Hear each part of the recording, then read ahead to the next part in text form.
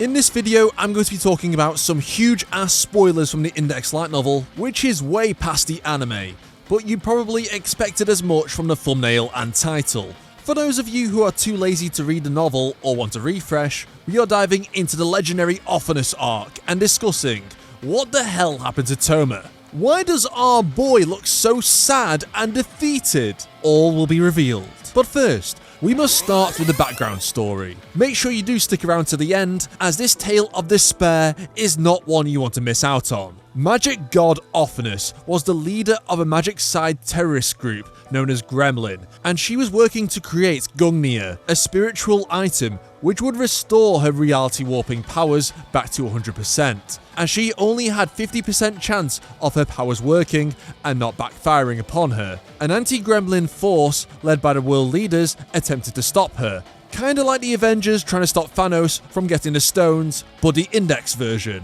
Touma himself confronted Offerness along with Fiamma and Olorus, the former of whom hit Offerness with something known as the Fairy Spell, which Olorus believed would stop her powers from working at all, as she turned from a god into a useless fairy. But Fiamma and Olorus done goofed, as this actually gave Offerness 0% chance of her powers working. While that may sound bad, she could basically do the opposite of what she wanted to do to get her desired outcome. Now, that has to be the stupidest fucking L imaginable. What are you? An idiot sandwich. Offerness also has Gungnir now anyway, and she decides, I'll just end the world, and poof. Everything in the universe was destroyed, leaving only nothingness. And no, I'm not joking. This is actually the final illustration of the volume, symbolizing the black world with nothing in it. Truly a modern art masterpiece. But all hope is not lost, as Offerness has spared herself and Kamijo Touma, who hasn't quite been handed his reality check as he comes to the realization of what has transpired. But why has Offerness kept him alive? Of course, it's because of that special right hand. Offerness says killing Touma would be inconvenient, as she would have to wait for Imagine Breaker to re-emerge, which even a magic god like herself wouldn't be able to predict where and when. Therefore, she intends to keep Touma trapped with her to force him to surrender Imagine Breaker to her, or that's how her motivation appears to begin with. She wants to use Imagine Breaker to restore her own original world, which was lost due to the countless phase shifts. Phases being layers of reality which magic gods create. Basically entirely new parallel universes. Offerness can't remember her original world well enough to recreate it, but Imagine Breaker is her one last hope, as it acts as the reference point of the world itself, and has the potential to be able to restore Offerness' preferred reality. She then exposes Touma to different phases of her creation, the first of which is the Alpha phase, where Touma is a wanted criminal worldwide, much like how Offerness was treated in the real world. Touma's parents have even disowned him, and his classmates actively tried to kill him. Even Komoi Sensei joins in. Offerness then switches things up and exposes him to the Beta phase, where Touma is forced to watch as another person is basically his replacement who acts as Kamijo Touma, but is not the same as him. While this new Touma interacts with his friends and classmates as normal, Offerness is hoping this causes our own Touma to have an identity crisis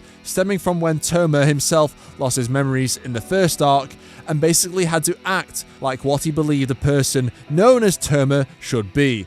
That's a lot of Toumas, god damn it. Our original Touma doesn't fall into Offerness' trap, which then causes her to expose our poor boy to endless suffering. ReZero Steins Gate Higurashi Diavolo style. Offerness creates billions of realities to torment Touma with, each acting as their own version of hell. As quoted, he saw countless worlds and experienced countless forms of despair. Some clearly cornered Kamijo Touma and attempted to crush him. Strange false accusations were forced onto him, and a noose was put around his neck.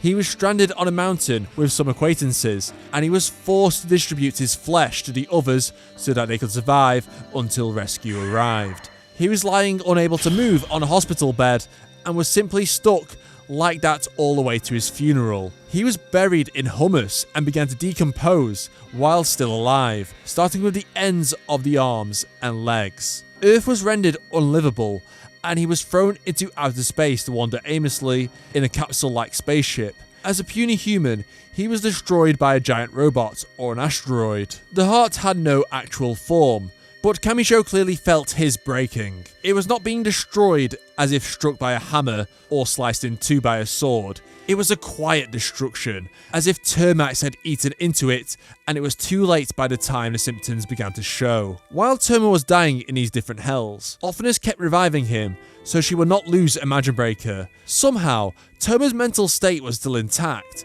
until she exposed him to the Omega phase, where she created a world where everyone, including Touma's friends and former enemies, are all happy and living their ideal lives. Even the dead returned to live in this paradise, but no one in this world knew who Touma was. They were all happy without him. Touma believed this world invalidated his existence, as Ofnus had done what he could not, save everyone in the world, and it was selfish of him to want to return things back to normal, which he believed would be wrong of him to want to destroy this utopia that Ofnus had created. And so Touma attempted to take his own life, as he had lost his purpose for living. However, he was stopped by a Soul Misaka clone, which had been possessed by an entity known as the Will of the Misaka Network, who was aware of the past and what Ofnus was doing. This was due to the network spanning both life and death, meaning she was beyond the control of Ofnus due to the memories of the dead clones still existing. Touma breaks down in front of the Will, saying Ofnus bothers him in an epic emotional monologue, and the Will tells him that it's okay to be selfish, and Touma has every right to try and bring his world back, even if it seems futile or means destroying everyone's happiness.